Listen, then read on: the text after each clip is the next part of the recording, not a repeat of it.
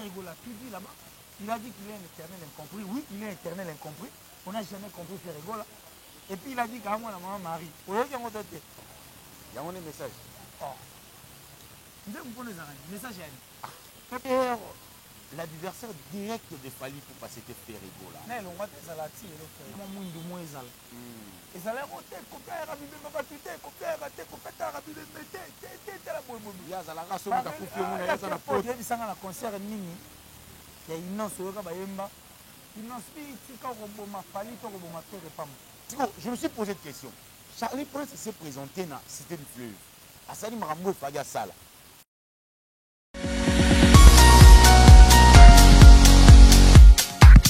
Vous êtes si nombreux devant vos postes téléviseurs pour suivre cette émission. Un grand merci à vous.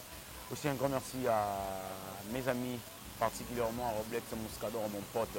Un grand merci à Denis Moustapha à la réalisation, aussi à la prise des villes. Disons un grand merci à Nero Basile Bagwa Rolanabiso, à tout ça dans Sayo. L'actualité nous appelle, le devoir nous oblige à être tellement nombreux devant vos postes téléviseurs pour essayer de mettre carte sur table, noir sur blanc, essayer de savoir comment ça se passe. Bref, comment ça se déroule dans le monde musical, s'il faut le dire. Un grand merci. On va essayer de parler sur Fali, Ferré, Kofi, Maman Ami. Bon, en fait, on va essayer de parler, mettre carte sur table, essayer d'analyser. Et puis, je crois bien que je serai avec un ami, c'est avec lui. S'il faut le dire, un ami, un confrère, journaliste, il est aussi analyste culturel. C'est avec lui qu'on va essayer de mettre carte sur table, noir sur blanc, pour essayer de prendre un peu les questions culturelles, mais essayer peut-être de le débattre. Voilà. Merci beaucoup à Roblex Mouskador, mon pote. Je t'ai sali depuis Paris aussi, à Laura la patronne. Merci beaucoup. Le beau message européen, ça va catarater. Joyeux anniversaire à mes deux chéris, Livia et Lina. Je vous aime beaucoup, mes chéris. Joyeux anniversaire à vous, papa Roblex Mouskador et maman Laura la patronne. Un grand merci à vous. Disons un grand merci à Bien Makwata, TV Morobaté Belé, aussi à toi. Donc, d'ailleurs, j'ai dit déjà un grand merci à Bandero Soubarabiso. Mais avant tout, je préférais mieux Token Naroté à Régie. Tous on a l'euro à 2 minutes et puis on va retourner pour toujours inviter Nabiso. C'est parti. Voilà, un grand merci aussi à celui qu'on appelle Sylvie Katika depuis Paris. En tout cas, merci beaucoup. Un grand merci aussi à Nancy Mandende, l'amie de son ami et son amie. Elle s'appelle Judith Mbunga. Un grand merci à vous. Vous êtes si nombreux, comme je disais tout à l'heure, devant vos postes téléviseurs pour suivre cette émission avec beaucoup d'attention. Merci beaucoup. Je vous ai promis d'ailleurs que je vais être avec un ami, un confrère, s'il faut le dire, analyste culturel, s'il faut le dire. C'est avec lui qu'on va essayer de mettre carte sur table, noir sur blanc. On va prendre peut-être 2, 3, 4 questions, s'il faut le dire, culturelles, mettre sur la table pour décortiquer, s'il faut le dire. Killer. Yams. Comment? En tout cas, on équilibre. Hein. On équilibre. C'est vrai que c'est compliqué, mais bon. Si on équilibre. Je suis très content aujourd'hui, Yams, de la peau d'un journaliste. Ah ben oui, ça... Parce que c'était... Je dirais que c'est... Qu'est-ce que je dois dire pour que ça soit un peu fort, plus pratique, fort et plus pratique. Vas-y, je te permets. Hein. Bon, ça va venir. Mais je dois être clair et vrai. Vas-y. C'était étrange de voir un acteur qui est artiste, comédien. Oui, talentueux, s'il faut le dire. Talentueux, je dois encore une fois l'insigner. C'est-à-dire quitter sa peau d'artiste et comédien talentueux, devenir journaliste. Oui. C'était très compliqué. Tu vois. Et c'était aussi compliqué de voir un journaliste quitter devenir comédien. Si. Mais aujourd'hui, c'est plus pratique. Je dis merci Yans parce que vous avez marqué votre époque. Si. Que là, il faudra encore une fois que Bobo à l'époque, c'était les étoiles de Bobo. Oui. Avant que je me trompe. Bah oui, j'ai senti que c'était un artiste qui a marqué en tout cas son époque. L'artiste est Bobo également, Robert Mouskador, c'est un frère qui séjourne déjà à Paris. Samuel d'ailleurs aussi. Samuel Kataï. Et puis, à votre époque, il y a eu des stars. Hein. Gilles Orange, ces gens-là ont marqué l'époque, mais aujourd'hui, c'est vraiment une métamorphose. Voilà. Ça me va droit au cœur. Et je suis tes émissions. Je suis très content en tout cas de voir que tu es vraiment métamorphosé. C'est un grand plaisir. Donc, merci à toi. Merci à toutes ces personnes qui ont toujours fait confiance à cette chaîne. ceux-là qui ne cessent de s'abonner et de pousser les autres à s'abonner. Donc c'est un grand plaisir pour moi. Merci, c'est à nous aussi également. Abonnez-vous, likez, commentez, partagez cette émission. Abonnez-vous agressivement s'il faut le dire. Likez, faites ça. Sur, Ça fait like, hein? like, Ça, voilà. c'est Oui, oui. Hein? Mettez votre pouce bleu, ça sera d'ailleurs une très bonne chose pour nous. Killer. Ouais. Yams. Comment? Et les Guélanans m'avaient. C'est moi qui t'ai réservé. Ouais. Tu me reçois. Bah oui, oui, s'il faut le dire, en fait, cas, je suis allé plus loin pour essayer un peu à moderniser. En fait, pour ne pas le faire si facilement, il fallait peut-être aller quand même dans la formation. Je suis passé par Génération Lycée Napi. J'ai amélioré quand même des choses et puis voilà. Aujourd'hui. Bref, pardon, s'il te plaît. Vas-y, je t'ai permis. Je reçois pour vous Yams, un artiste qui a fait partie de ces grands groupes, les Étoiles de Bobo, mais j'ai lui président de son groupe. Oui. Mais il est où ton groupe? Ça se passe comment? Le Racine, c'est porte à merveille. On s'accroche avec le Dieu Tout-Puissant. Il nous permet quand même à avancer petit à petit, mollo mollo.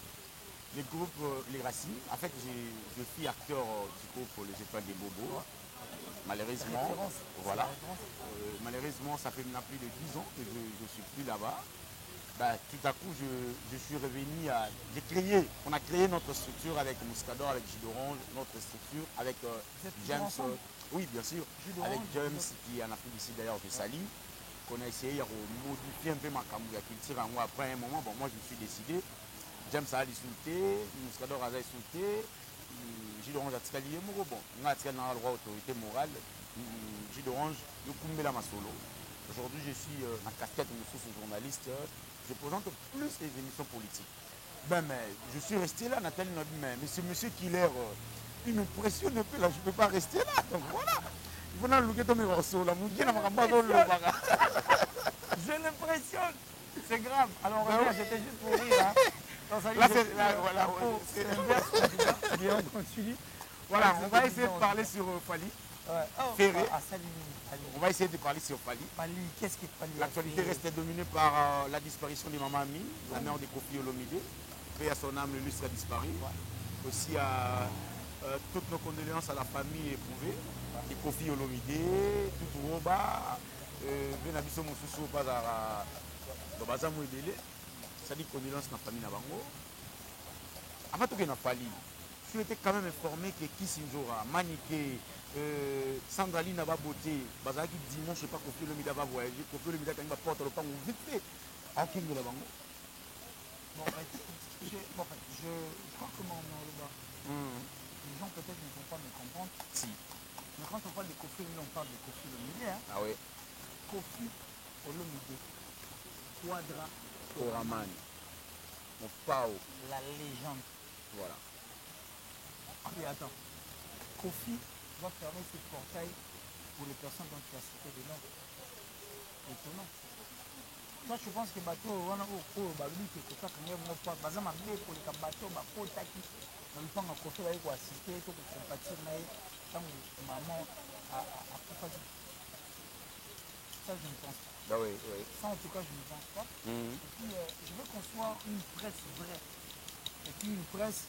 Il y a au milieu du village, mais il y a une presse vraie. Oui. La presse vraie, c'est celle qui y va. Faire des investigations. Venir avec l'information. Oui. Traiter après. Diffuser. C'est les photos là. C'est ça. Nous avons écouté la version de nos soeurs dont tu as cité le nom. Mais tu as une version de mon frère. Tu as une version de Kofi Olomide. Comme ça, quand on nous allons venir sur un même plateau en parler. C'est ça. Moi, je ne crois pas. Est-ce que Kofi Olomide pourrait le faire? Parce qu'il y a eu tellement pas mal des artistes musiciens qui ont circulé. Mais c'est ce que j'ai dit. Voilà. Ferrero l'a même écrit. Kofi a accepté. Mais pourquoi pas se déplacer Ferré aussi? Non, mais il y a mon avis. C'est comme ça en fait qu'ils ont été fonctionnels, ils ont été organisateurs, ils n'ont pas moins de moins zal. Et ça leur ôté, copier Arabi de ma batute, copier Arabi, copier Arabi de Mété, t'es la bonne bonne. Il y a la race où on a coupé mon aïe dans la photo.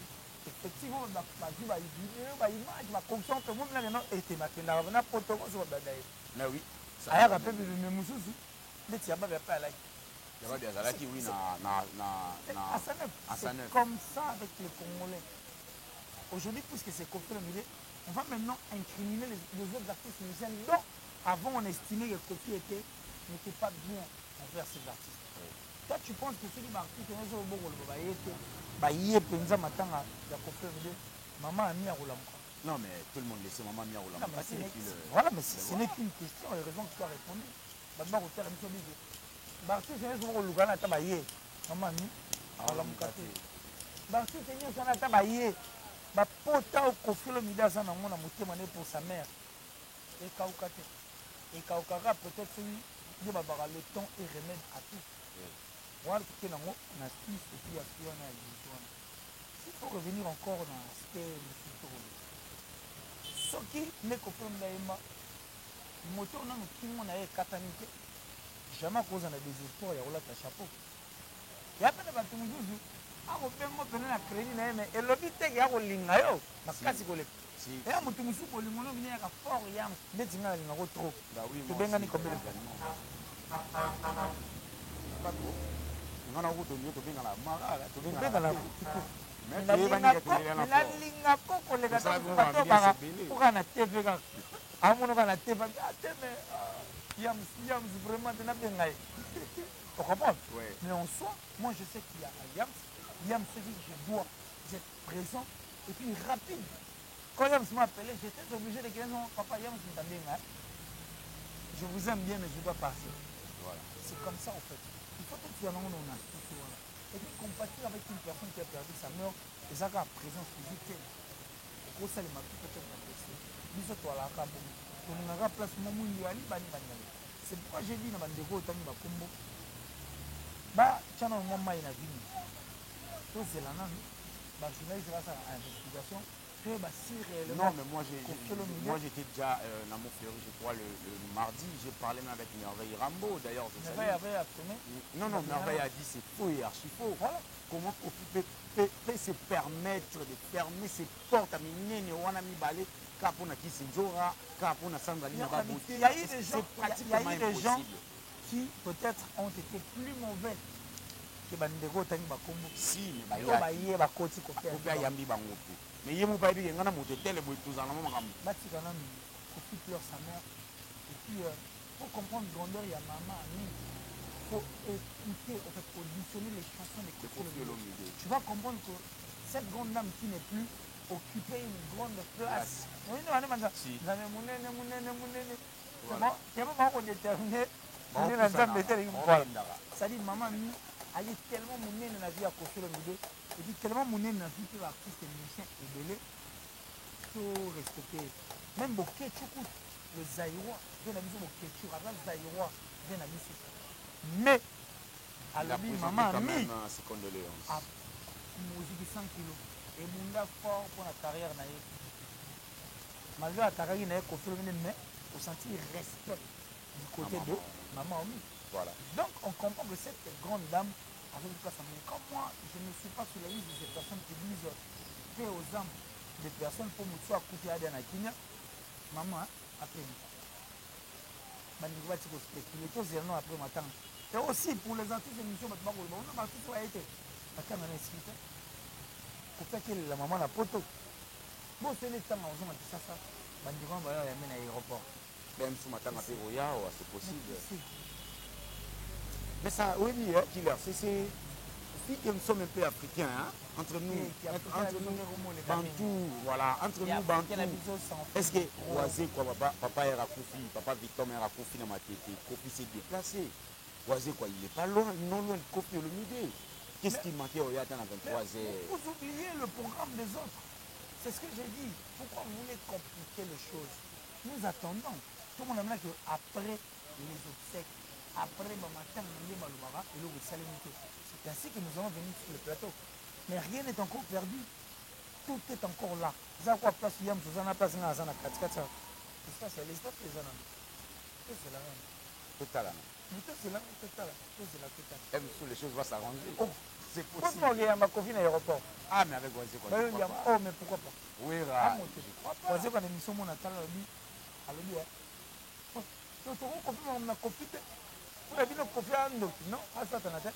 Et là, on a copine, c'est moi, on a copié la panne, elle était ma sapot, une songe à la table, ma contrôle, on a Wazé comme ça. Voilà, Wazé. Voilà, on va essayer de parler sur. En fait, on va chuter sur ça. Non, ça va 10 coups. Ma carte, il y a Montfleury. Moi, j'étais là d'ailleurs sur place. Ah, tu les as vus? Mais oui. Mais comment? Ah, on va passer à la personne est en beauté. Ça m'a troublé, mon avis. En fait, c'est la coutane qui venait. Fallait à continuer d'aller Bosso. Fallait à continuer d'aller Bosso. 2-3 minutes. Donc, 2-3 minutes coûtées. Fallait à continuer à aller au pan à y place la toba au panda. Alinga panda ne kofia ici a dit non, lipa. To go vanda tumulu. Tant kofia lo lipa to go vanda boy. Bili kinto na koti. Ba keimba la moko innocent na singa Holanda ba. Oui. Ma commis place la koma yona ba fali bon. Le roi yazaka aigle. Chomboga ga mutu na se. Solina vie ya meli ba mai na ye. Vena so bila meli logo ya mela yona. Il y a des tigres qui sont alcooliques. Des billes de whisky. Tigre. Tigre, il y a des tigre limité. Non, mais le tigre. Aigle, tigre. Nani, Marguerite, tu moulis bendé. C'est moulis bendé. W King, pas la mieux King. Alors, W King. Le W King, c'est mon goût bendé. Et puis, tigre, inos, na aigle, pali. Balayi ensemble. Balayi ensemble. Il y a eu un froid. Silence. Mais bayi na matanga quand même, il y a un fata yo mo. Bayi na matanga yo ba sa bando seka. Ba seka ba za kopi pasi. Bayi na matanga pour dans l'attitude de matanga. Mais pourquoi les lots qui la première sur les lots qui sont moyens mon qui n'ont pas ici na kuta non to sur les lots tout ça on analyse. Hier l'adversaire direct de Fali pour passer tes Ferrigo là. Non, attends. Non, mais attends, on doit être quand même sincère. S'il te plaît. On doit être quand même sincère. Bon, ça va, parle comme ça. Vas-y. On doit être quand même sincère. Tout ce public bota qui sauté. Aujourd'hui, avant Innocent, il y a la musique, comment Lucas s'est comparé à Fali. On parle. C'est comparé. Tout bâtiment comme Innocent fait sa musique. Mais faire et pas non, faire voulu ou pas, depuis où est maison mère, depuis Fali quartier latin, faire et Fali Baïba, il a répondu. Il ne peut pas répondre. Oui. Yo, Zélanan. Mais qu'est-ce qui fait que le va trouver un qu'on dit innocent d'adversaire à Fali? Innocent va être très innocent. Innocent Fali n'a été qu'un adversaire à moi. Il y a des gens à la concert nini. Il y a une noce au Bayemba. Une noce qui quand on m'a fallu pour ma faire pas. Et ça l'a été. Et Moussa Papimbo il a craché sur Fali. Non, crash. Une noce n'a jamais craché. Un clip n'a sali il y a c'est un message direct. Bon, avant, ça dit tu mets entre parenthèses, madame la parenthèse. Toi, na concert à Charles. Ba fanatique, il a fallu ba oyemba. Fali, obo mano faire pas mal. Ba tanga komba innocent. Ba yebi adversaire direct na bango et puis ya makasi ko le ka se faire. Bon, on a peut-être utiliser sur il va tcha Fali na ça va. Innocent aza électron libre. Innocent n'est que un Jean-Baptiste.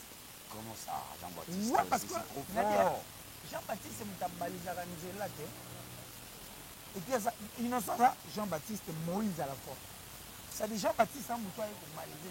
Tout sur la tête. Il est autour, maman. Mais le bouton analysé ce que innocent Jean-Baptiste. Ah, ça, Jean-Baptiste est non, Moïse. Voilà. On est dans le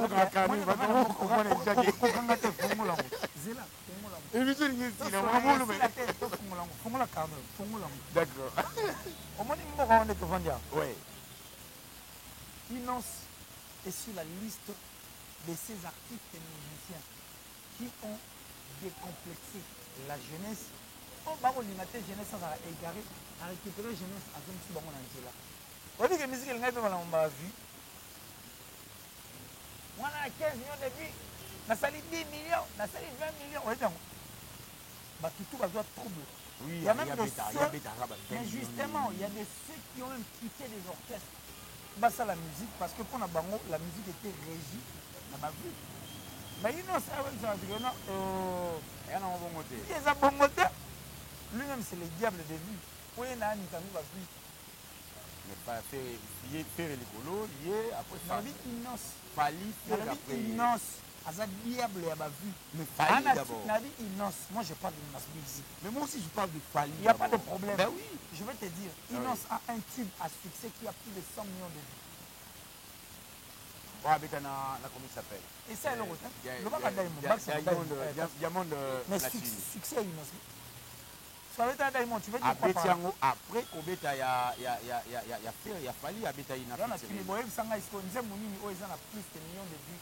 Il y a collaboration avec Innocence. Il faut réfléchir, d'accord. Non, mais on réfléchit comme ça. Nous, on va Internet. Je sais là où tu veux m'emmener. Tu veux m'emmener. Attends. Moi, ça m'a candidat à un gâté. Il y a des gens qui m'ont place au bateau.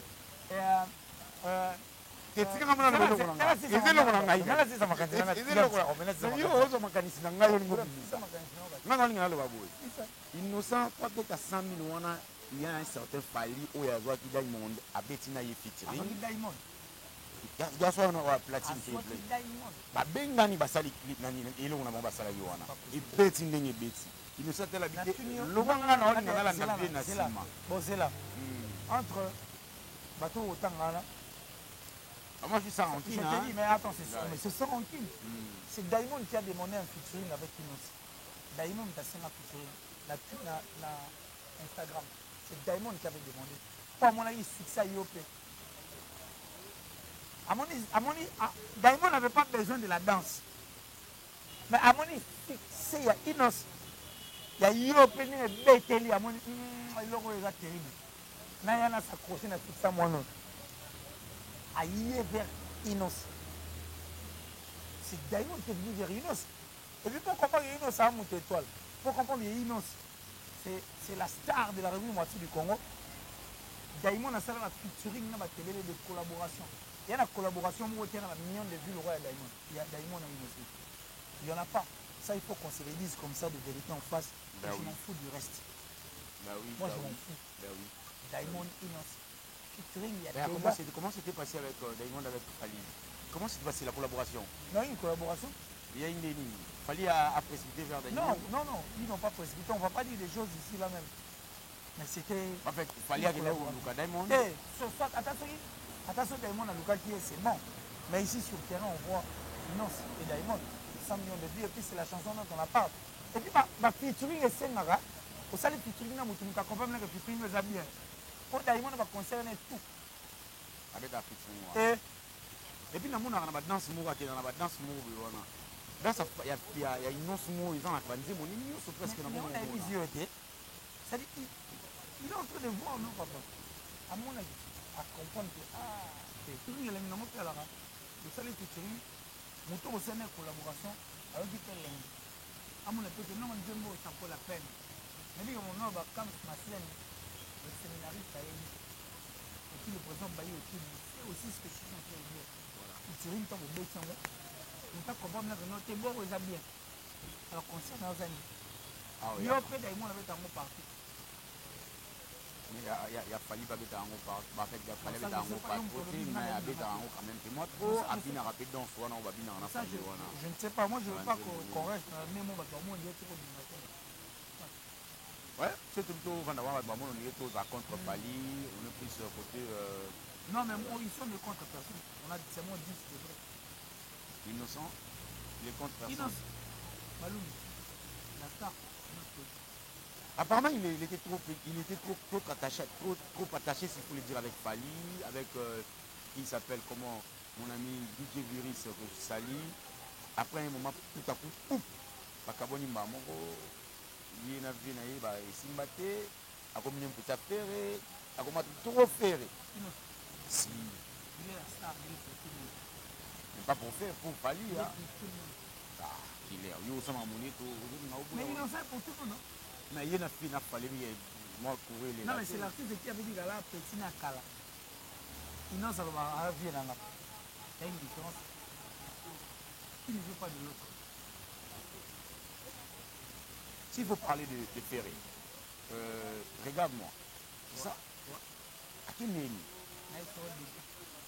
Des dents en tout cas. Tu vois, il y a des à la gare, mais ah, bête à n'y pas. Bonne musique, ça. Ouais, il y a pas trop, mais ah, bête à place. Merci, il fallait au bête. Après, maman, il y avait au bête. Maman, il y a au bête à la pote. Après, fallait. 20 jours, ça, au bête. Quand? Il ne suit pas au bête. Quand? Bon, peut-être. Il ne fait au bête. À un festival, à un festival, le festival il y a Africa, il y a Europe, il y a Paris, Starboy, Wizkid, l'aigle, le king. Wizkid, l'aigle, parce que c'est lui le Wizkid, il y aura aigle depuis qu'à aigle, le king, Wizkid, comment on est aigle, le king, Wizkid. Si on a signé un contrat, on a équipe nationale, je dirais que ça va avoir aujourd'hui, on va signer culture africaine. Signé un contrat, tu as aigle, Wizkid. Avec la Starboy à Wizkid, festival Napoto, il a livré des showcases, des concerts. Il y a des concerts, il y a eu à Hollande. Il ne parle pas de showcases, il parle de concerts live. Michael Jackson a même parlé des anniversaires.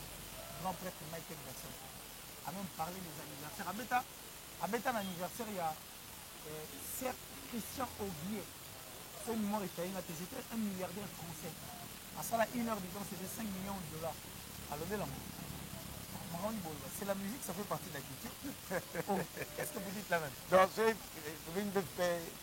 y a un anniversaire, avec la musique, mais musique, pour ça, on a pour ça, on a et quand tu as partout, on va le bélamant. Bon, ce n'est showcase, il y a un effet. Pour showcase, c'est la moelle, il y a un effet. Pour une vidéo à challenge, il y a un effet. C'est pour faire voir aux gens que la musique est pote. La musique est pote, on va venir à l'art. On va dire que c'est ça. On va dire l'anniversaire, mais pour mon grandeur, on a gravité. C'est clair, papa. Faut que le regarde-moi. Bah, besoin un texte, tout ça, nous analysons. Tout ça, pas analyse. Est-ce que vous avez un texte? Il y a un texte. Il y a un texte. Il y a un texte. Mais tout ça, là, notre regretté d'Aïchikan. Le regretté d'Aïchikan. DJ Arafat. Allez, la chaîne, il y a mon nez. C'était en France. Il a dit ici, mais ce que tu chantes là même, c'est quoi?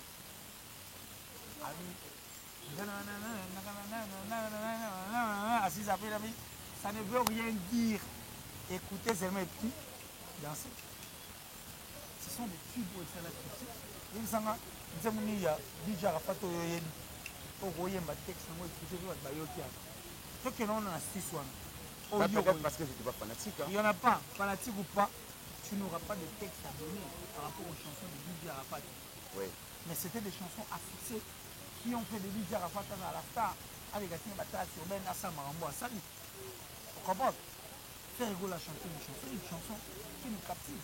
C'est les autres tués, on va dire mon étude, les Nigériens, les Américains. Au Rani. Non, ils veulent, mais. Il y a des anglais, il y a des chansons qu'on ne comprend pas. C'est rigolo, tu dis là-bas, il a dit qu'il est un éternel incompris. Oui, il est un éternel incompris. On n'a jamais compris c'est rigolo. Et puis il a dit qu'à moi, la maman Marie. Vous voyez qu'il y a un message. Nous avons des messages. Mais pas dire que nous devons être aussi analysés. Libala, oh Libala, la musique, c'est quand même quelque chose. La musique évolue. La musique évoluera au jour le jour. En dehors du message, il y a de ces chansons qui captivent. Et puis quand tu auditionnes cette chanson, tu vas comprendre qu'il y a de l'émotion à l'intérieur. En dehors de l'émotion, il y a tout. Il y a des histoires à tirer. Même tout à l'heure, bien qu'on soit bien, mais on peut bien dans le histoire. Ma belle, Parce que je suis côté ma vie, je suis côté bien. Ok, On comprend que c'est. Ouais, mais là, on te dit, ma bé. En tout cas, faire place, tu veux te masser dans l'outil. Tu veux te rassurer sur la faire. Apparemment, on dirait qu'il est trop rancunier avec certains musiciens, avec Ouéranson, il ne parle pas, avec Fali. Et vous donnerez, qui parle qu'on coloniser, il y a Fali. Apparemment, il n'est pas trop. Ça m'a trotté quoi. Dans le terrain, même si on se le dit, c'est faire ailleurs au Kita. Il faut le dire. C'est au-delà de 25 ans. En dehors du Nosri. En dehors du Nosri. Moutini, tu le va venir te donner la maison. Je sais pas. Non, non, la maison. Tu te lever tout aussi. Mais attends. Va sur internet, mets un regard. Au monde m'analyse, regarde-nous. C'est sûr. On parle de faire la tâche, attends, mon toi, ça, vie, ça veut dire. Ma vie, oui. C'est l'autre. Papa. Tu devais te mettre la vie, c'est 100 millions. Là-bas, il m'a 100 millions de vues parce que Inosbi a démystifié. Il va donner mon danser. Inosbi a la tire parce que maman, Zabino, on va dire Zabino, le Kuta. Alors, et c'est l'autre. Maman, il faut l'air Zabino, le Kuta. Ça, c'est toi qui. Mais Nana, il y a l'auteur et mon babine à Congo. Est-ce que dans la mouton, on bête ma vie à Congo par voilà, en tout cas, moi, j'ai seulement dit, Inosbi a la tire parce que mon maman, Zabino, le Kuta. Tala Ongai, Tala Yango. Le Kuta, c'est que tout ça musique normale. Inosbi a seulement démystifié. Oui. Comme si on dirait moi, mon cher. Non, il n'y a pas de réflexion. Moni, il vient de se voir quoi, de Sigaza. Alors, le mois, le dit, so ça n'y fait zoba na zoba. Ni na Denis Mustafa na rien peigne boy. Batamaili ni bale basangani. Basangani, bapesi maili makasi. So vous dites que pe zoba na zobo sangisi bango mona pe zoba pe et puis si zoba makasi bisu. Moto peut-être parce que tu vas pas école le wana ti exemple mon ina pesa bato ba fandi peut-être ba ye neti ngana bino to vandi bande ko bazawa ya te kana net ya te kana puda punga ne maoni ngana za na journaliste ba nini na danger na otiba formation na ye na bimisi yango obi bango bango na danger mais bango ba ye ko le nti mais sikoyo nini ko empêcher ngai ko ba mona nga fort na kinduluka ndi bato wana pe ba sadi ba confort na ngana kilo kama na tilo ko le ba papi mboma na pesa force na nga na bisa capacité na nga ba mona ya no ye man niveau ne yango pesa kendaki ezaki mo lokuta ndi yango to ko bati abeta na ba makambo yo zo betati aye ko ni makambo yo zo betati idem que Fabregas mais comment Fali pouvait revenir ici à ta bras de fer na Robinho pendant que Robinho abeta musique locale yo abeta musique yo uto ye ko la libanda mais dit-on attends so lingo se comparer na bato yo ko na musique o ko musique ya banene ya ba daju ça Betri pour de faire maman. Oui, oui, musique. Vanda papa. Oui, oui, musique va Gims. Gims ça wana. Oui, oui, musique va Buba. Buba ça wana. Na total. Buna na bango. Comment yo buna va devoir bana ba de musique va ça. Le président Baye Ochudi. Innocent il s'est décidé à venir. N'avait pas voulu ça que nous ko garder en tout cas. On a fait l'effort. N'avons pas vu affaire à la vie en tout cas dans le quoi. Et si là, s'il faut number one Afro Congo. Affaire à la vie ici là. Nous avons les bossos, fallait mettre dans 2 jours fallait mettre 3 millions, 7 millions, 10 millions. Bon, après 3 jours, 8 millions, peut-être mais bête dans 2 jours, 1 million et bête ma Fabregas avait ton en fait. 1 million de vues. 1 million de vues bataille. On a pas maté. Itakumba Mogo 100 millions de vues.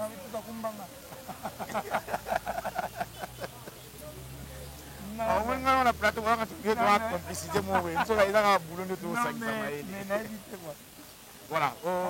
Je peux décrocher le téléphone. Tu es tout seul là. Tu es tout seul là, non, pardon. Tout seul là, non, pardon, papa. Voilà. Tout si c'est mission. Tout 600 parce qu'il a moins de merci beaucoup en tout cas. Merci à nous Mputu, Trésor. Il y a Gaga, Trésor Mputu, le meilleur joueur. Il y a Afrique et puis il y a RDC. Moi, je dis Trésor, meilleur joueur. Si pour moi, respect maman, aigle, tigre, Moussounani, Moupé Fabougal. C'est Koulibé, c'est Koulibé, double roi. Tchakou Pali. Tchakou Nani. Tchakou Nani, il y a innocent. Il y a Pérou, il y a aigle, il y a tigre. Azupe sous Tchakou Nani. Il pense à ce que c'est. Jésus les millions. Jésus. Vous avez en tout cas félicitations. On a compris Gims à cause Arabiso à travers Regarde-moi. On a compris Gims à cause Arabiso parce que la chanson a été vraiment à l'auteur quoi. Heureusement que Yobe dans Masolo va vite. Parce que Yobe dans Masolo va vite. Tu as dit aux hommes qui étaient petits naïo innocents au Juma Sana au Fali au Tché on a 4 jours. Soyez allés bangon avec un zébo ni à tout là dans la vite. Mais Yobe dans Masolo Kara c'est déjà une très bonne chose. Et monsieur Sili. Merci beaucoup. Jean-Paul Mastaki. Voilà. Jean-Paul Binda Mastaki. Moi j'aimerais trouver le mot rapide. C'est le mot à passant. Hein? C'est le mot à passant. Tu veux t'en moi vite fait. Aigle à l'Obarati. Aigle à Bimarati. Aigle reste. Là directement je m'adresse à Moukouba Fali. Mais question n'a pas tout dans le temps à Combo. Question n'a pas tout dans le temps à Combo. Vous en allez. Ngana tala vina nga fali abi makamna mo basalara ekomelaka nga te na mona rango te na yoka rango te na finaka buto ya kakipa kakokolo. Je me suis posé cette question. Charlie Prince s'est présenté na Cité du Fleuve. Asali makambo fali ya sala.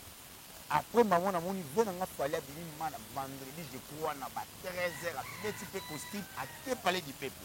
Kuna yolura tout c'est Charlie Prince a une preuve il y a Charlie Prince c'est les marabouts. En tout cas, tu as un problème. Oui, mais il fallait aller dans le palais de la justice. Basso na Charlie Prince parce que Charlie Prince a le bagi maramnaï a le pango et a le kuta a filmé gango. Est-ce que Coco mon appoint on a c'est bien? Je sais pas. Nabia, je veux dire un truc ici pour clôturer. L'orgueil hurle avec arrogance, mais l'humilité et le silence enseignent avec élégance. Les hommes, la passionné, le Salvatore de la patrie. Carré.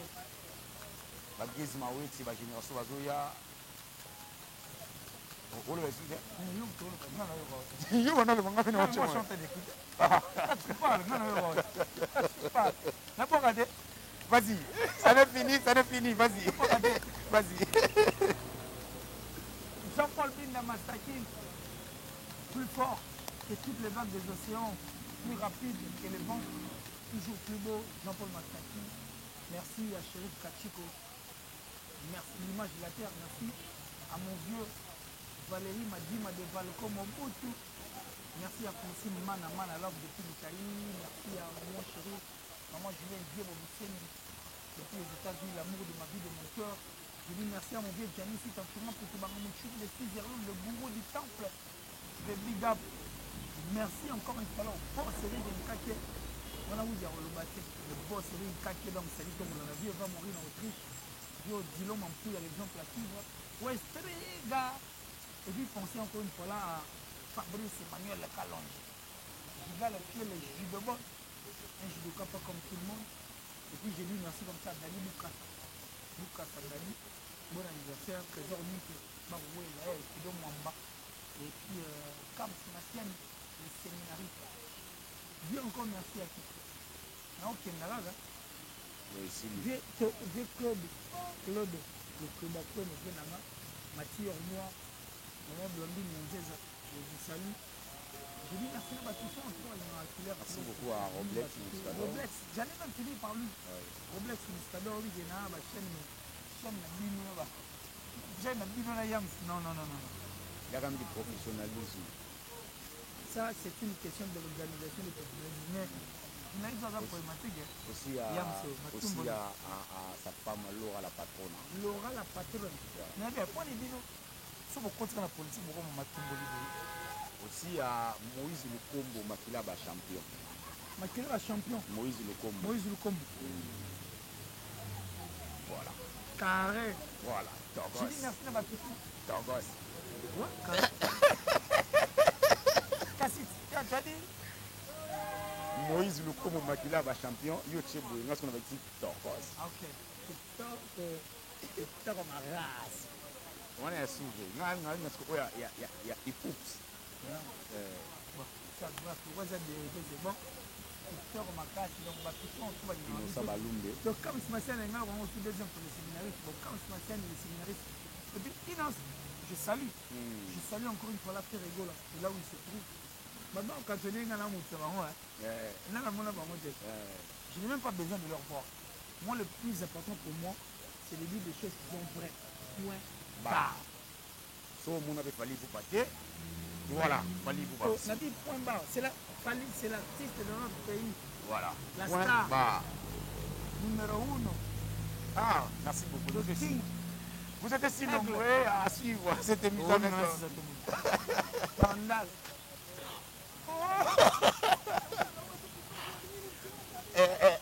Aigle.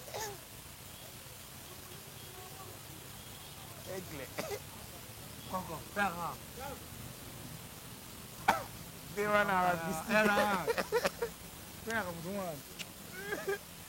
êtes vraiment mon invité, donc on se revoit prochainement. Ta casse.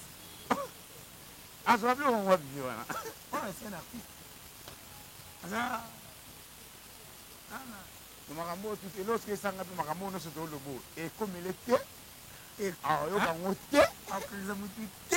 et ya ka funda te asana buto ya katipa ka kugulu so akomi so amoninga comme chama tele trop à voyager rapide à États-Unis comme la jido on ça va masser ba arteli ba